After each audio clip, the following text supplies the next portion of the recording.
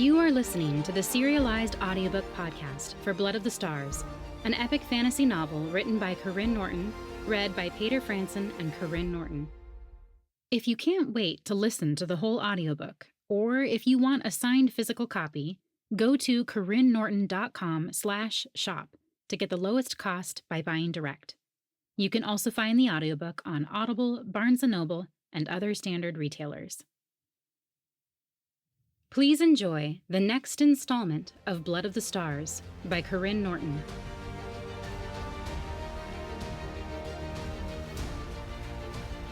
Chapter 59. It didn't take long for Garyn's city to come into view. Torchlights glowed outside homes and inns, increasing in number until the distant shine was like fireflies twinkling in the night. Garyn's heart swelled with pride and even longing, a strange sensation since he was usually so eager to leave L&S. "I don't suppose you know where you want to be dropped off?" He angled in his saddle until he caught Marnock's troubled face. "Any tavern will do," the older man sighed, scanning the nearest establishments. Garyn and Riverin exchanged a glance as Gullet pecked Riverin's ear. Marnock's memories were as splintered as they'd been the first time Garyn had checked, making the prince inclined to believe his strange story. But it was still a risk leaving him in the city, where he could spread rumors about dragons and wars in the east, or reveal just how unconventional Garyn's recent companions had been. "I can help him find a place for the night," Riverin offered, reining Ma to a stop. "Maybe set him up with a few of the merchants who know most everyone in the city. If he's from L&S, he'll know before we set sail." Garyn nodded his appreciation. This was where he and his old friend parted ways. Even though it was temporary, it stung more than Garyn had anticipated.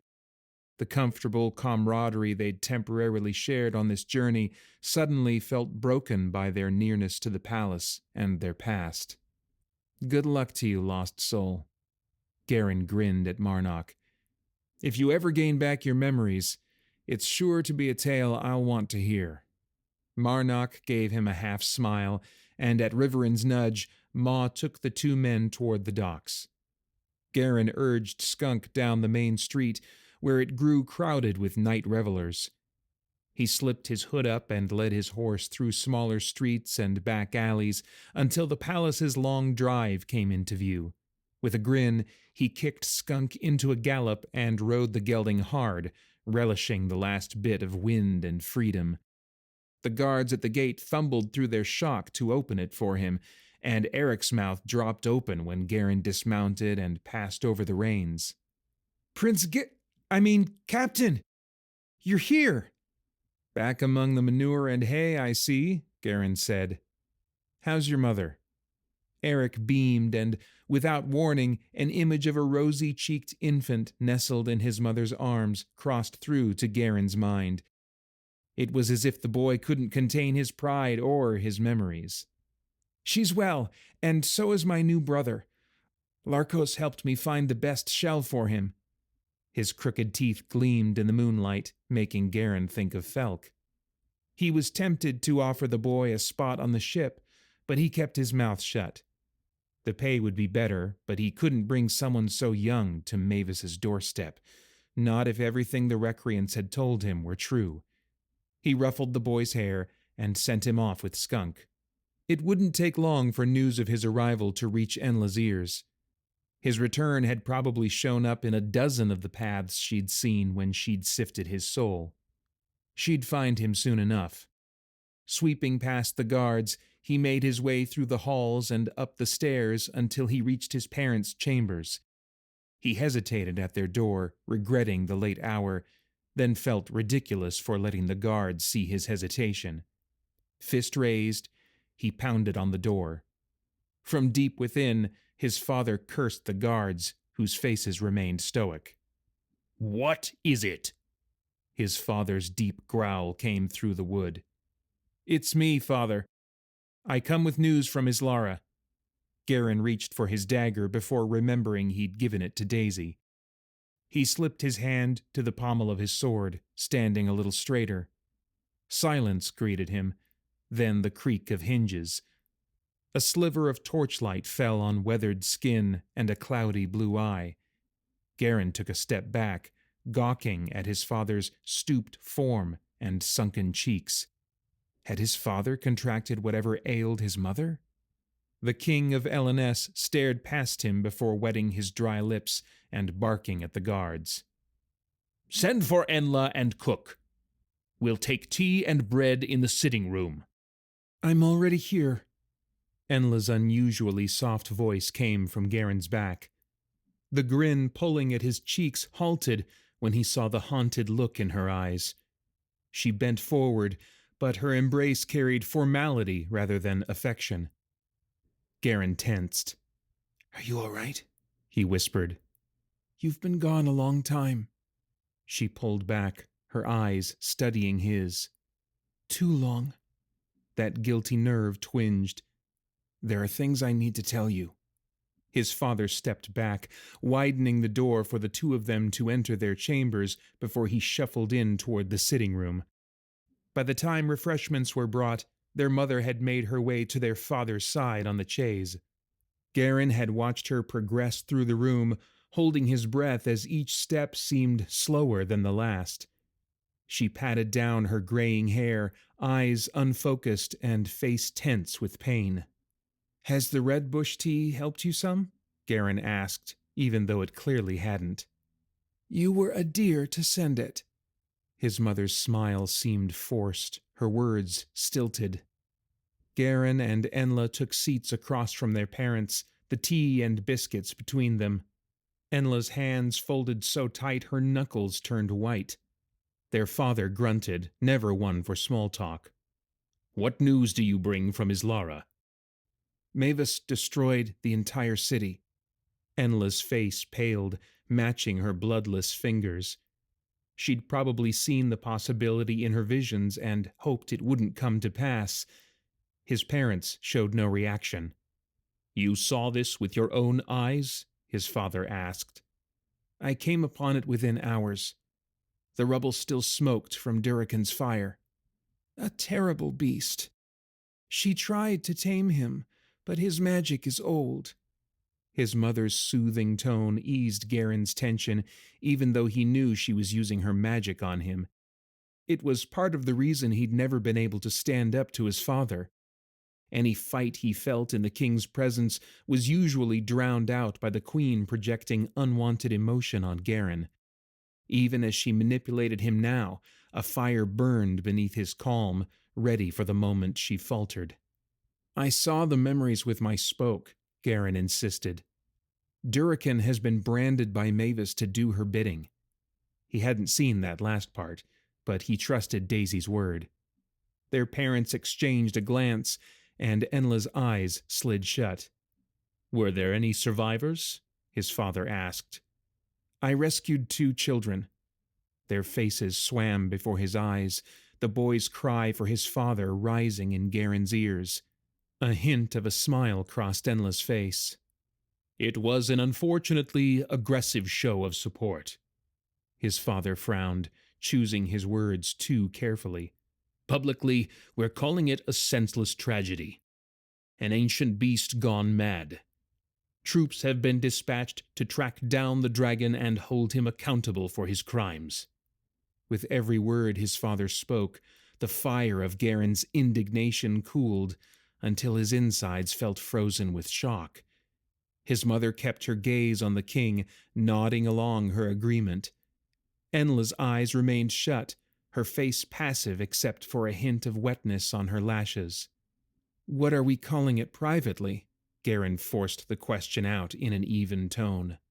His father leaned forward, but his cloudy eyes still seemed distant. "The Islarans were preparing for war.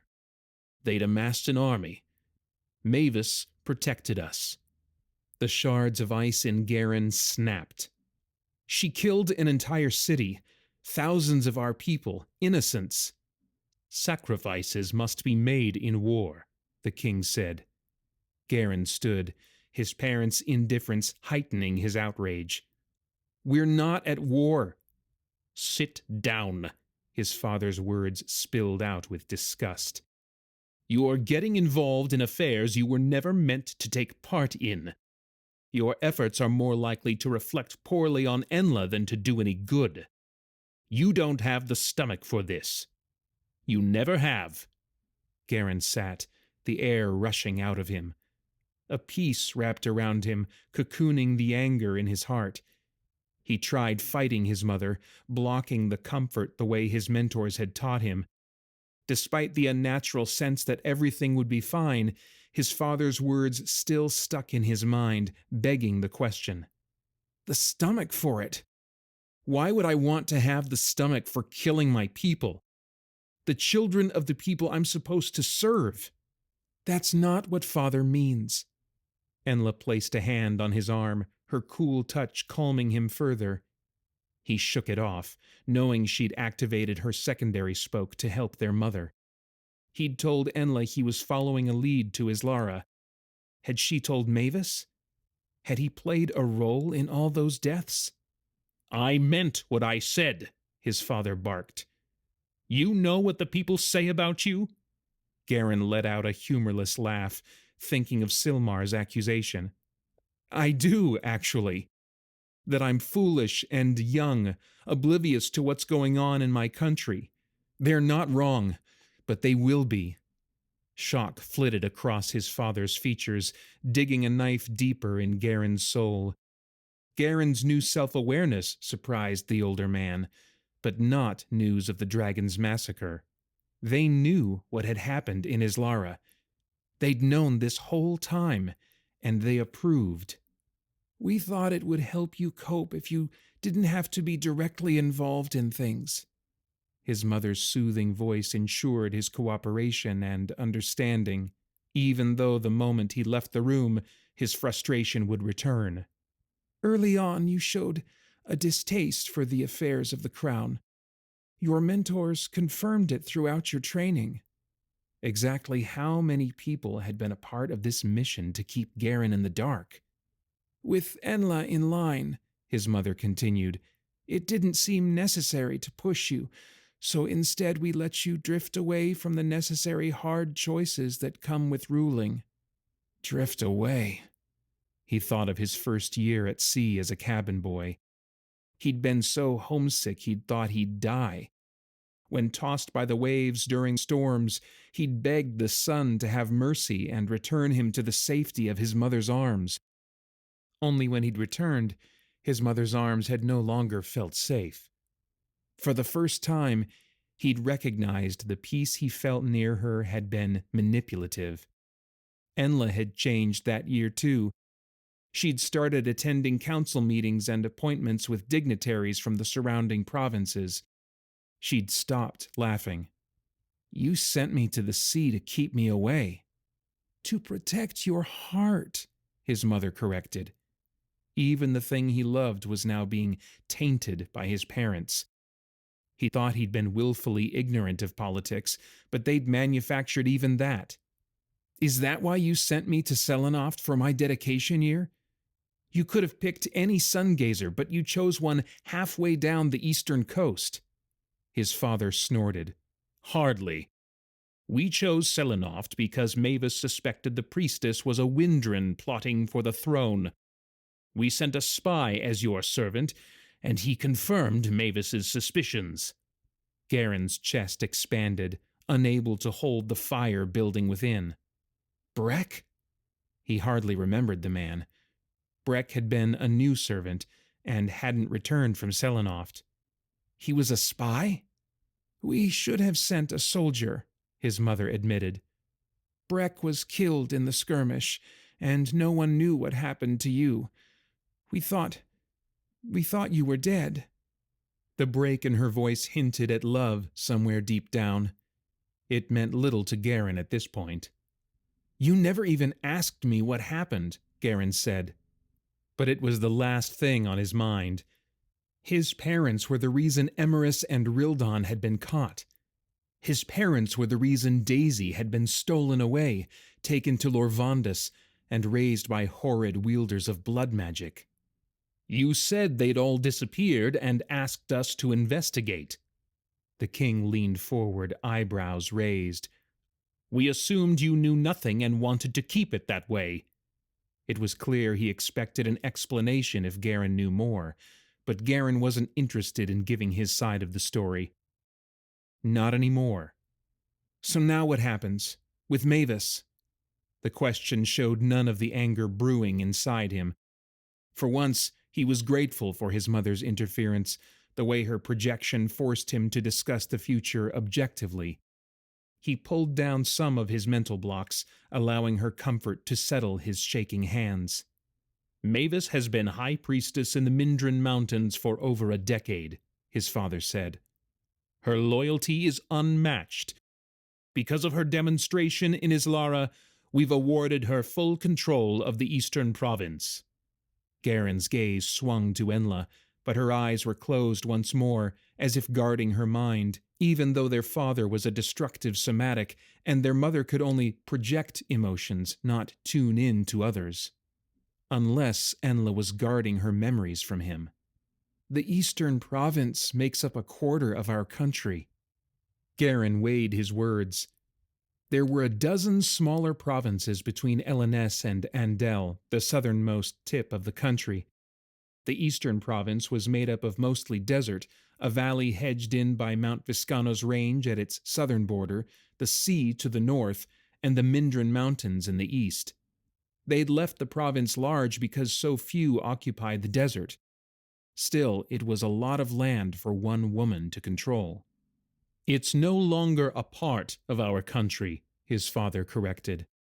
The alarm that slammed through Garen grew fuzzy, tempered by his mother.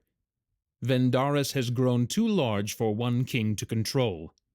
His father's face twitched as he spoke, the words recited like pages read from a book. The recreants have been threatening to break up our dynasty for years, so we beat them to it. Instead of having neighboring rulers that despise us, we've chosen a queen who has proven herself an ally. This time, when Enla placed her hand on Garen's arm, he didn't push her away. Instead of the false state of calm spreading through his bones, a memory fed into his mind, and he finally understood that her state of concentration was an effort to give it to him.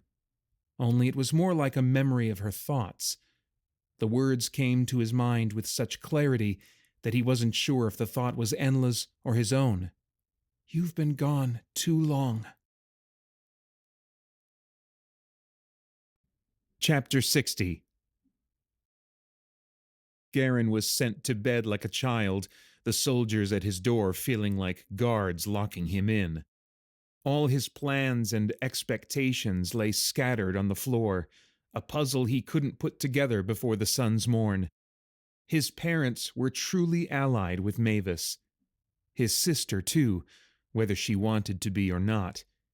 He had no fleet to offer Daisy and the recreants.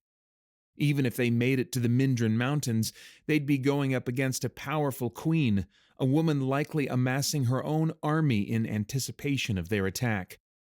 A woman who expected support from the king she'd recently protected. He had no idea what to do next.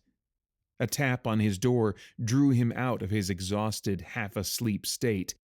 Light poured in through the curtains he'd opened during the night when he'd watched the stars, wondering if Daisy watched them too. She trusted them like Cyrus, calling on them for aid instead of the sun. Even though it was the way of the witches, he was tempted to call on them as well. Anything that might fix the mess he was in. He padded across the room and opened the door. Enla stood before him, an olive dress hugging her form, its color reminiscent of the flecks in Daisy's eyes, the lighter green that flashed when she grew excited. "Going out?" he asked. He stepped away without expecting an answer, letting her assume she was invited in. The soldiers flanking her took their station by his own guards as she stepped in and shut the door behind her. "I have a full day of meetings." Giving away a few more provinces? Or just solidifying Father's act of desperation? He sat on a chair by the window, crossing his arms and taking in the grounds below. The staff milled about the statue of Amaya, the first queen of L&S, making the gardens perfect. For some reason, the queen's secretive smile made him think of Aura and her maternal serenity. Both the woman and the statue found ways to make him feel less than. What would Queen Amaya think of the L&S and Windren families now? She would likely hate that the children of Valen and Breck fought each other. "I am not your enemy," Enla said. "I never have been, and I never will be." Karyne turned back, taking in the dark circles under her eyes. The things they say don't even make sense. Mavis is manipulating them. Do you realize the only reason Mavis knew Emerys is a Windren is because they're sisters? Because Mavis is also a Windren? They gave her a throne. Enla's face remained passive. That's exactly why they think she deserves a throne. Because she never asked for it. She defended their right to it. Then you knew. How could you let them do something like this? He muttered. She sat in the chair across from him with a huff. You think I have that much power? You weren't here when the dignitaries arrived. I needed you here to help me. I asked you to be here. As it was, I could only stand by and watch as Mother and Father gave a quarter of our kingdom away. He clenched his jaw, the memories of Islarin's deaths flitting through his mind. They hadn't just given it away like money from their coffers. They'd put people into the hands of a madwoman. Enla sighed. Giving Mavis a portion of the kingdom is Mother and Father's attempt to pacify the long-standing disagreement. They're doing it for our safety. Her gaze dropped to Garen's knee, which had begun bouncing with his agitation. Is the warrant for Eliana Windren's arrest also for our safety? He couldn't help the mocking bite to his words. She's the woman I saw, isn't she? The one you found. Enla's eyes glazed over. I did try to fight that edict. I never knew to search for all these possibilities. I never dreamed things could go this direction. Karyne leaned forward, squeezing her hand to pull her out of the paths she sifted. And you shouldn't. You already sift souls too much. Your duty as the next queen doesn't come before your health and safety. You need to go to Lenda. Enla's voice broke through his tortured thoughts, forcing his mind to redirect to the least of his concerns. Apologize for the way you treated her and show the city that all is well between you. Karyne raised his eyebrows. When she came back alone, she wasn't very quiet about the way you left her without warning. Enla sighed again. In the company of another woman. Karyne rolled his eyes. I was with Aura and Riverin. The mysterious woman with the light? Did you figure out her source of power? No. The word came out more sullen than he'd intended. I didn't get the Starbridge either, and clearly I wasn't able to assess the loyalties in Islara. He'd found Daisy, though. His mission had been a success for that reason alone, but how could he tell Enla? What would she do if she heard the strongest pocket of progeny recreants had settled a few miles from here? That they waited for news from Karyne? Maybe she already did know. Maybe she'd sent soldiers after them already. Oh, and I don't think we should expect to get help from the sprites. Ever. Enla's eyes narrowed, her gaze traveling over his face. You've changed. You're not as carefree as you once were. He squirmed under her gaze. Maybe responsibilities are finally weighing me down. Enla shook her head slowly, still contemplating. Not responsibilities. People. You were tied to me. I felt it when I sifted your soul. You still are, but now there are more. Her eyes took on that faraway look that made Karyne uncomfortable. The rope connecting us is still thick, but parts are frayed. Now there's rope to Eliana, far thicker than the one for Lenda. There are also ropes to Larkos and your men.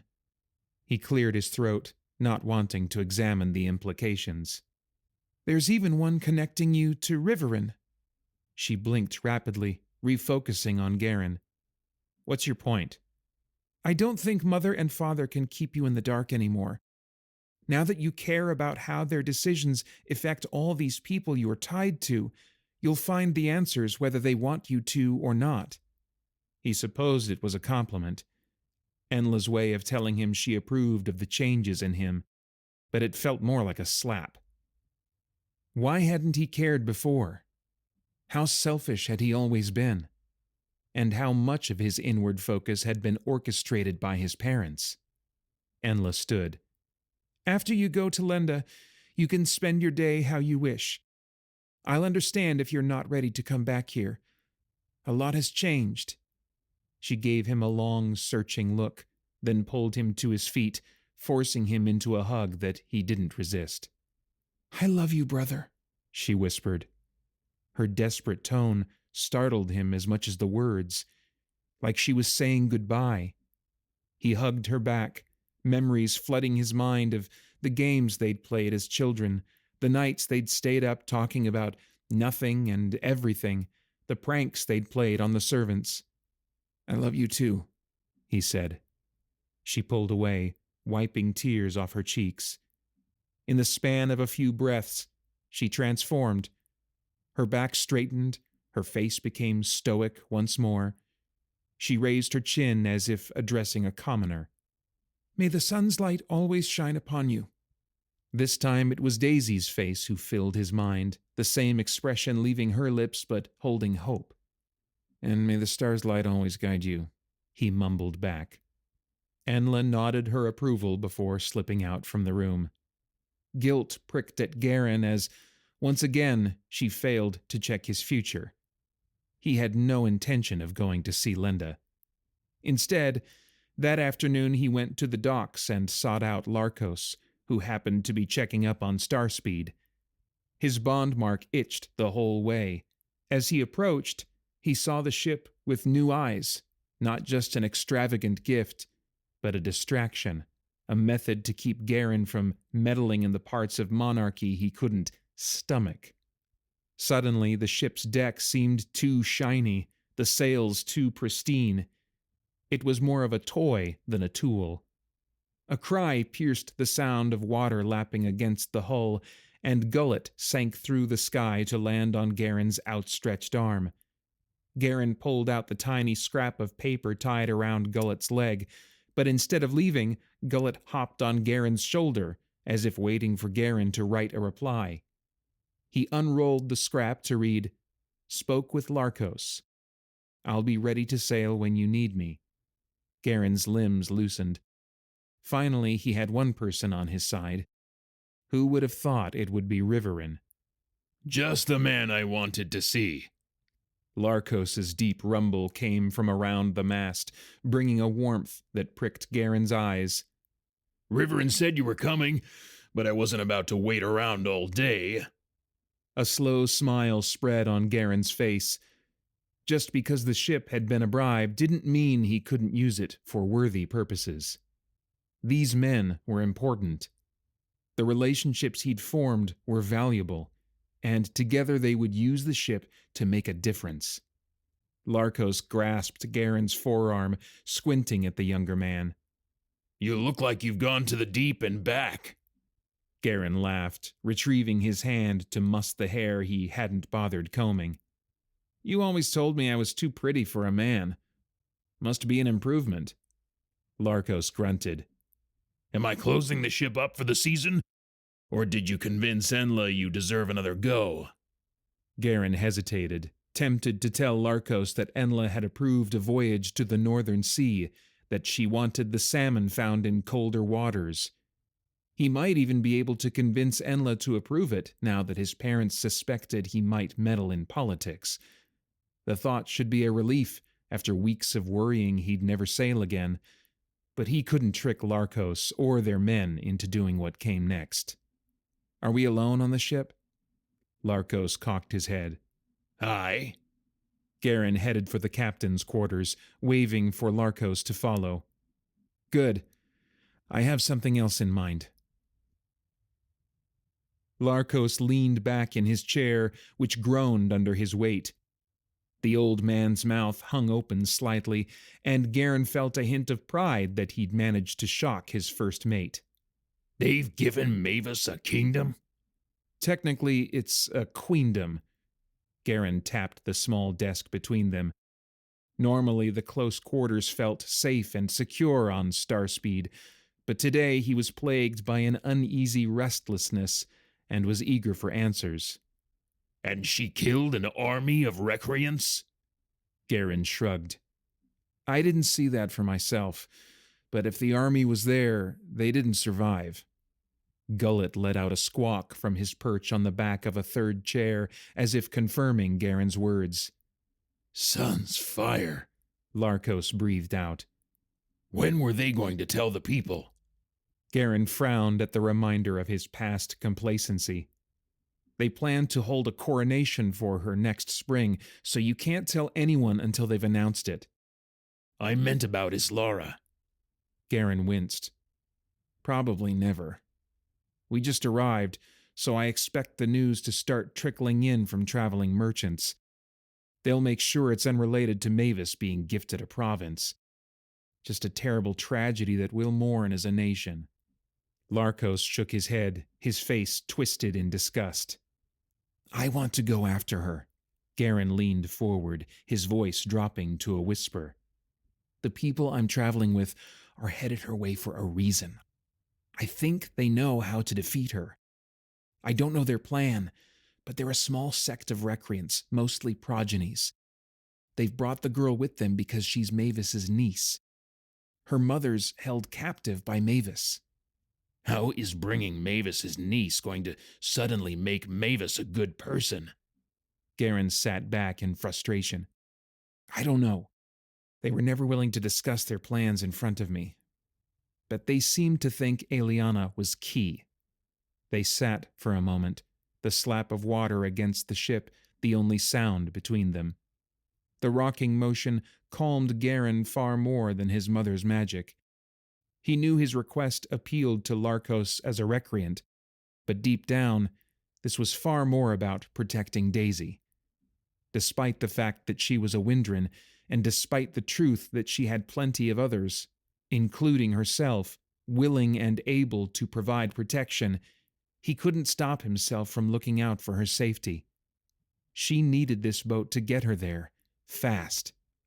Also, we need to stop Mavis before summer solstice, Karyne said. You just said the coronation was next spring. Karyne scrubbed his palms over his face. I know, but they need to get there before summer solstice. Again, I don't know why. Larkos' gaze turned skeptical. Look, you're asking us all to commit treason, to assist in warfare against an ally of LNS. I can't ask these men to go on a mission like this on a whim. You have to know why. He jabbed his finger against the desk.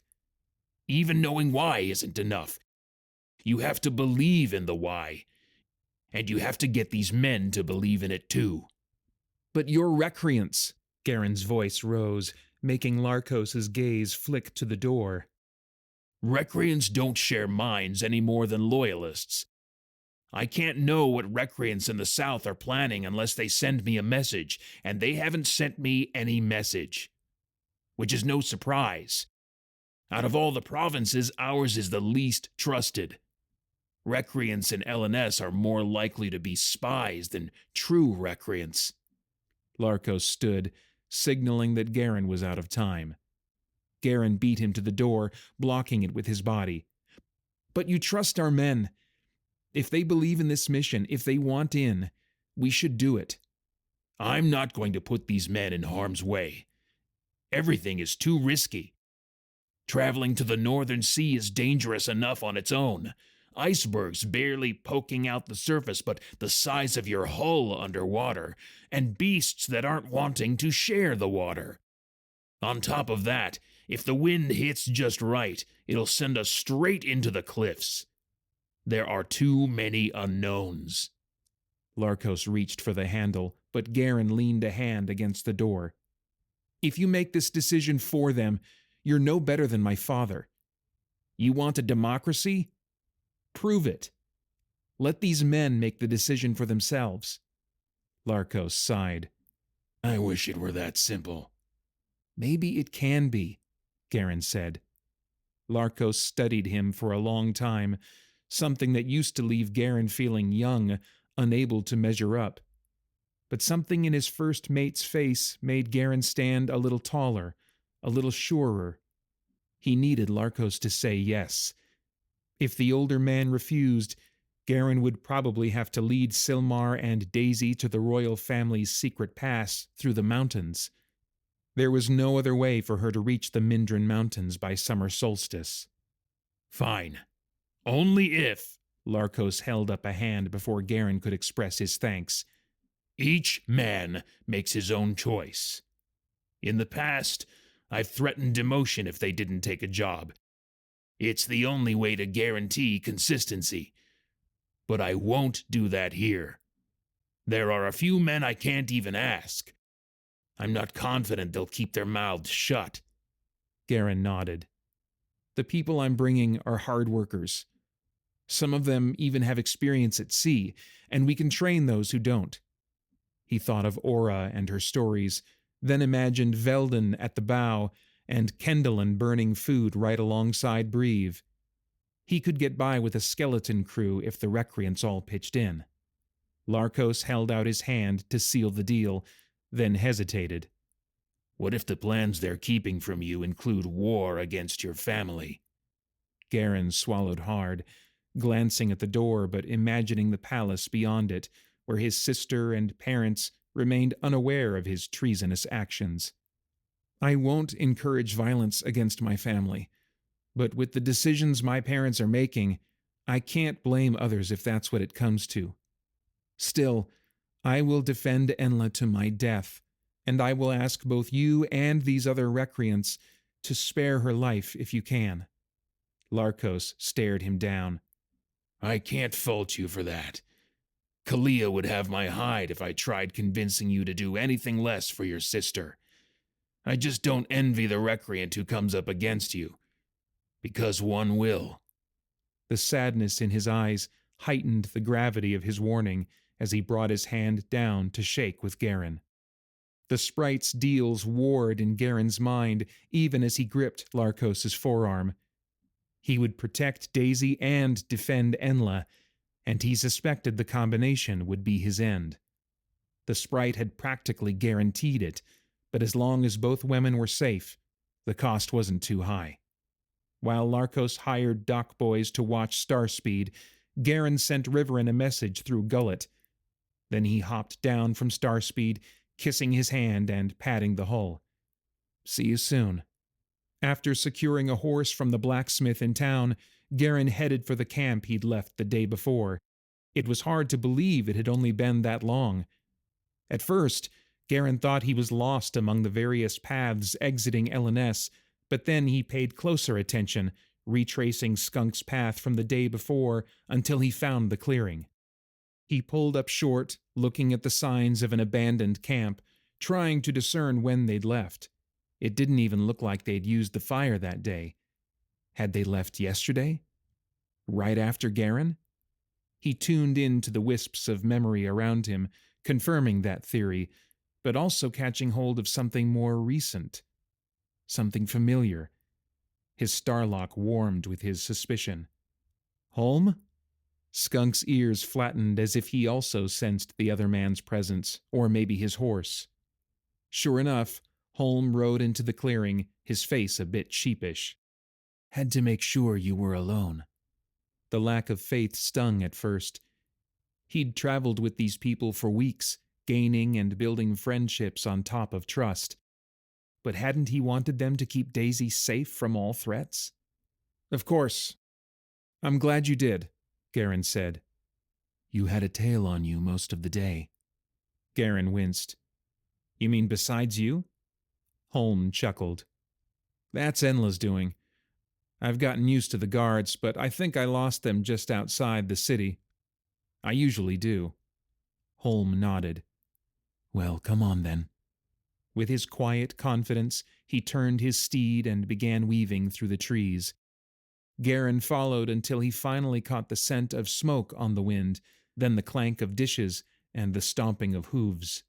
Voices murmuring. Then the keening of a dying creature.